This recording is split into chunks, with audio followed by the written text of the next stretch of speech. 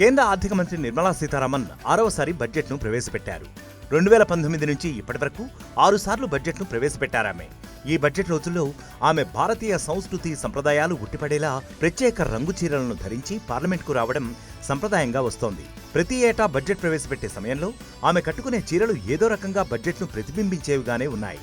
ఈసారి 2024 బడ్జెట్ సందర్భంగానూ ఆమె ధరించిన చీరలు స్పెషల్ అట్రాక్షన్ గా నిలిచాయి. 2024 మధ్యంతర బడ్జెట్ ను ప్రవేశపెట్టేందుకు పార్లమెంట్కు వచ్చిన ఆమె బ్లూ కలర్ శారీకి క్రీమ్ కలర్ బోర్డర్ ఉన్న టన్సర్ చీరను ధరించారు. బ్లూ కలర్ చీరపై క్రీమ్ కలర్ కాంతా వర్క్ చేసిన ఈ చీర పశ్చిమ బెంగాల్లో తయారైంది. ఇక గతంలో 5 సార్లు బడ్జెట్ ప్రవేశపెట్టగా ఆమె కట్టుకున్న చీరలు ప్రత్యేకంగా నిలిచాయి. 2019లో తొలిసారి ఆర్థిక మంత్రి హోదాలో బడ్జెట్ను ప్రవేశపెట్టారు నిర్మలా సీతారామన్. ఆ సమయంలో ఆమె గులాబీ రంగు బంగారు అంచు మంగళగిరి చీరను ధరించారు.